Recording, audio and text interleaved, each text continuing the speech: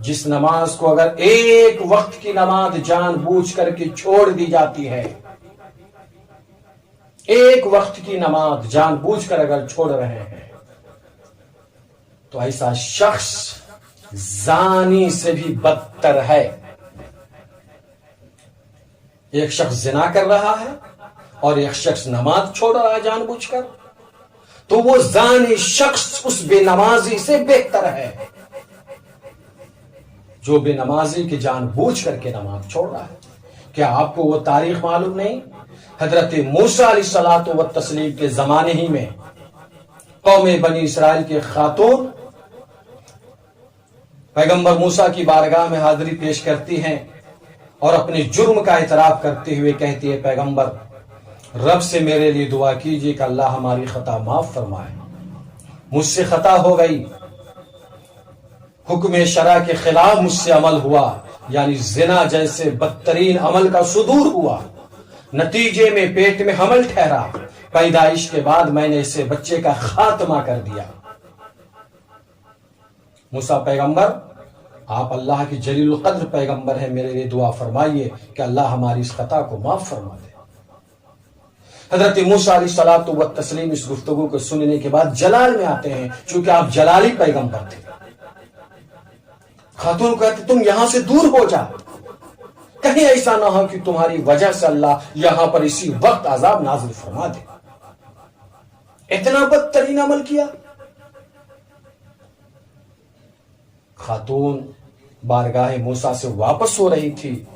کہ بلبل سدرہ جناب جبرائیل امی بارگاہ موسیٰ میں حاضر ہوتے ہیں اور حضرت موسیٰ علیہ الصلوۃ والتسلیم سے کہتے ہیں، اے موسیٰ پیغمبر،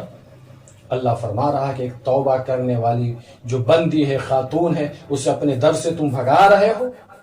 موسیٰ سے کہو کیا اس سے بھی بدترین شخص کے بارے میں جاننا چاہتا، دیکھنا چاہتا کہ وہ کون ہے؟ حضرت موسیٰ علیہ السلام نے بلبل سدرہ سے کہا، ہاں اس سے بھی کوئی بدترین شخص ہے تو بتاؤ۔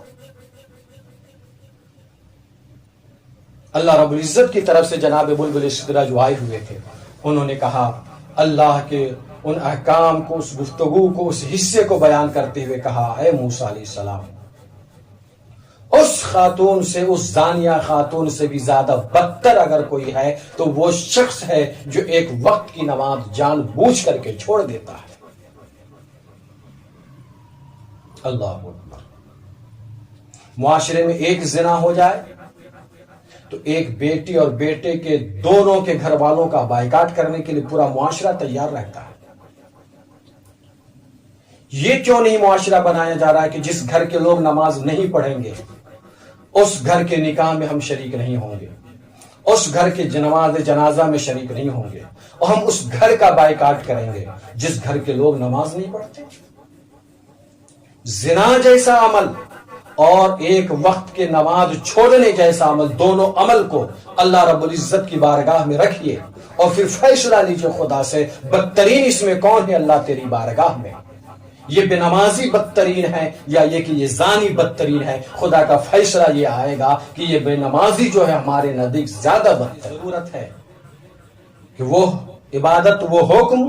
جس کے سلسلے میں اللہ تبارک و تعالی نے ایک بار نہیں 80 مقام پر ذکر فرمایا، ایسی عظیم عبادت سے اس قدر غفلت برتی جا رہی ہے اور نماز چھوڑی جا رہی ہے۔ ایسے دنیا کے تمام انسانوں سے میں گزارش کرتا ہوں کہ آج کے اس عنوان کے سننے کے بعد کیا آپ یہ گوارا کرو گے کہ نماز چھوڑو گے؟ آپ کو یہ عہد کرنا بحیثیت مسلمان کہ ہمیں زندگی کی آخری سانس تک نماز نہیں چھوڑنی ہے، اس لیے کہ اللہ کے نزدیک ایک زانی اور ایک بے نمازی کو سامنے کیا جائے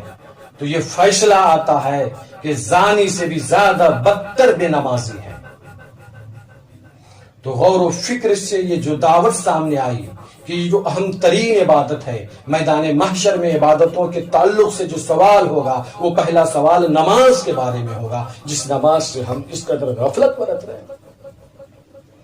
لہذا مسلمان ہیں اور یقیناً مسلمان ہیں اور حلال خون جسم میں گردش کر رہا ہے، حلال دودھ آپ نے پیا ہے، صحیح زبان سے کلمہ پڑھا ہے اور مصطفیٰ جان رحمت صلی اللہ علیہ وسلم کی غلامی کے پٹے گردن میں ڈالے ہیں، غوث و خواجہ کے چاہنے اور ماننے والے ہیں، صحابہ کرام کی سیرت و صورت کو اپنے لیے نمونہ بنانے والے ہیں، تو یہ آپ عہد کریں کہ ہم زندگی کی آخری سانس تک نماز نہیں چھوڑیں گے، اس لیے کہ جس نبی کا ہم کلمہ پڑھتے ہیں نہ تو میرے آقا نے نہ آقا کے نواسا نے ایک لمحے کے لیے نماز نہیں چھوڑی، حتیٰ کہ کربلا کی زمین پر امام نے اپنا سب کچھ لٹا کر کے بھی اپنی نماز کو لٹنے نہ دیا، بلکہ نماز کو محفوظ فرمایا تھا اور اپنے آخری سجدہ کر کے لوگوں کو بتایا جو قرآن میں آیا ہوا ہے، الذین یذکرون اللہ قیاما وقعودا وعلی جنوبہم، اللہ کا ذکر جو لوگ کرتے ہیں حالت قیام میں، قعود میں، پہلو کے بدلتے وقت، کروٹ کے لیتے وقت، وہی لوگ اولو الالباب ہیں، سمجھدار ہیں، دانا ہیں، بینا ہیں، عقل مند ہیں۔ تو چاہیے یہ کہ ہر حال میں، چاہے وہ خوشی کا ماحول ہو یا غم کا ماحول ہو، حزن کے عالم میں ہو، حضر کے عالم میں ہو، سفر کے عالم میں ہو، ہر حال میں اس عظیم ترین عبادت کا مکمل اہتمام رکھیں۔